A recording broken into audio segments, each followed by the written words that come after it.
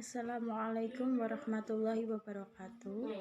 Perkenalkan, nama saya Aprilia Intan Permata, NIM 2020 SEK 06, kelas Sikesia A1. Di sini saya akan menjelaskan tentang sistem dan prosedur prinsip ijarah, qard, dan wadiah. A. Ijarah.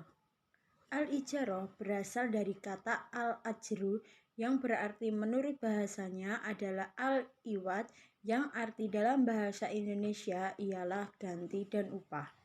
Secara terminologis, ijarah adalah transaksi atas suatu manfaat yang mubah berupa barang tertentu atas dijelaskan sifatnya dalam tanggungan dalam waktu tertentu atau transaksi atas suatu pekerjaan yang diketahui sedangkan upah yang diketahui pula.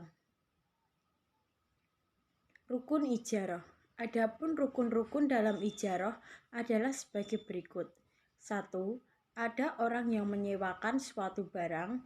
2. Ada akad antara penyewa dan yang menyewakan. 3. Ada ijab kabul. 4. Ada upah. 5. Ada manfaat baik antara pihak yang menyewakan dan pihak penyewa. Adapun syarat ijarah. 1. Kedua pihak yang melakukan transaksi ijarah sudah dewasa atau balik dan berakal. 2. Kedua pihak yang melakukan transaksi memiliki kerelaan dan tidak didasarkan suatu paksaan dari pihak manapun. 3. Barang yang menjadi objek transaksi harus jelas adanya. 4. Barang yang menjadi objek transaksi harus halal sesuai syariat Islam. 5. Barang yang menjadi objek transaksi menjadi hak mujar atas seizin pemiliknya. 6. Manfaat yang didapatkan harus diinformasikan secara terang dan jelas. Yang berikutnya adalah jenis-jenis ijarah. 1. Ijarah manfaat.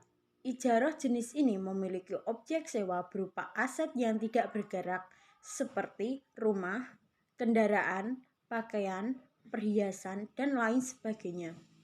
Yang kedua adalah ijarah pekerjaan.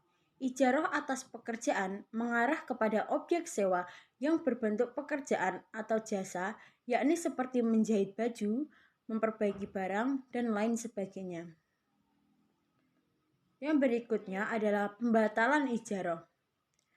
Yang pertama, objek atau barang yang hendak disewakan mengalami kerusakan. 2. Objek sewa hilang atau musnah. 3. Masa sewa menyewa yang sebelumnya sudah disepakati oleh kedua belah pihak telah berakhir. 4. Terjadi uzur pada salah satu pihak. Adapun landasan hukum ijarah. Landasan hukum dari transaksi ijarah berasal dari Quran Surat At-Talaq ayat 6 dan Quran Surat Al-Qasas ayat 26 dan 27. B. Qard. Qard adalah akad pinjaman yang wajib dikembalikan dengan jumlah yang sama pada waktu yang telah disepakati. Menurut Bank Indonesia, qard adalah pinjam-meminjam dana tanpa imbalan dengan kewajiban peminjam mengembalikan pokok pinjaman secara sekaligus atau cicilan dalam jangka waktu tertentu. Adapun syarat dan rukun qard. 1. Peminjam. 2. Pemberi pinjaman. 3. Dalam perbankan syariah, qard dijalankan sebagai fungsi sosial bank. 4. Barang atau utang. Barang yang digunakan sebagai objek dalam qard harus dapat diakad salam. 4. Ijab kabul. Dalam perbankan syariah, akad qard memiliki beberapa syarat sebagai berikut. 1. Bank, yaitu pihak yang menyediakan dan meminjamkan uang. 2. Nasabah, pihak yang meminjam uang tersebut dari bank. 3. Proyeksi atau gambaran usaha. Penjelasan mengenai tujuan terjadinya ikatan qard atau akad qard. Adapun sumber dana qard. 1. Bagian modal lembaga keuangan syariah. 2. Keuntungan lembaga keuangan syariah yang disisihkan. 3. Lembaga lain atau individu yang mempercayakan penyaluran infaknya kepada lembaga keuangan syariah. Adapun fungsi QORD. 1. Membantu nasabah yang sedang membutuhkan dana cepat untuk kebutuhan yang mendesak. 2. QORD Hasan yang menjadi pembeda lembaga keuangan syariah dengan lembaga keuangan konvensional karena membawa misi sosial di dalamnya. 3. Misi sosial ini dapat meningkatkan citra positif dan loyalitas masyarakat pada lembaga keuangan syariah. Adapun macam-macam QORD. Menurut lembaga keuangan syariah, akad QORD terdiri dari 2 macam, yaitu 1. Akad QORD yang berdiri sendiri dan hanya bermaksud sebagai tujuan sosial sesuai dengan apa yang tertera di Fatwa MUI DSM. Menjelaskan bahwa QORD ada bukan sebagai kelengkapan transaksi atau sarana untuk mencari keuntungan. Yang kedua, akad QORD yang terjadi sebagai sarana untuk melengkapi transaksi lain yang bersifat komersial atau termasuk ke dalam akad-akad muawadah untuk mendapatkan keuntungan. Adapun kegunaan QORD dalam perbankan syariah. 1. Pinjaman tunai dari produk kartu kredit syariah. 2. Pinjaman untuk talangan keperluan haji. 3. Pinjaman untuk pengusaha kecil. 4. Pinjaman kepada pengurus atau karyawan bank. Adapun landasan hukum QORD. Landasan hukum dari akad QORD berasal dari Quran Surat Al-Baqarah ayat 245 serta dari Quran Surat Al-Baqarah ayat 280. C. Wadiah.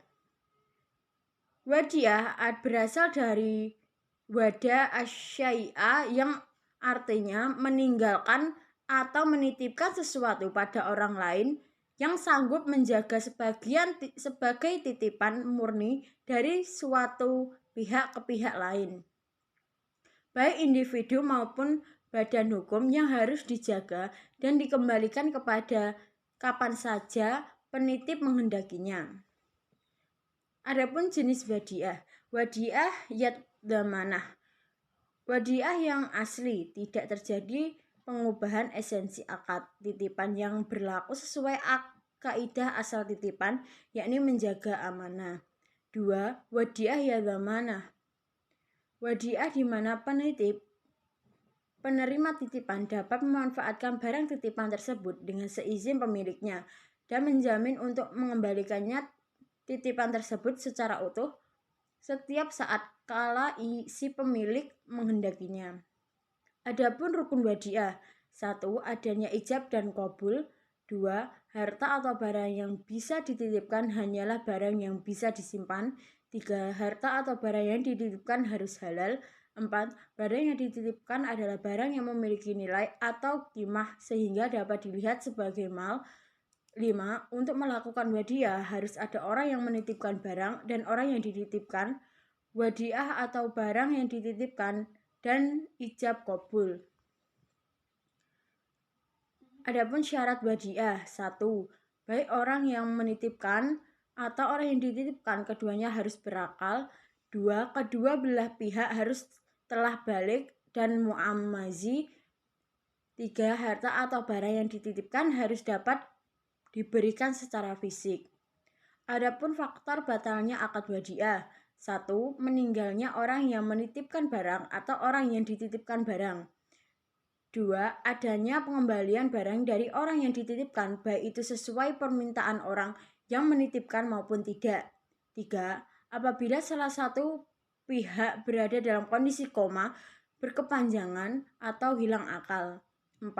Terjadi hajir atau legal restriction yang dimana hilangnya kompetensi penitip ataupun yang dititipkan mengalami kebangkrutan atau pailit.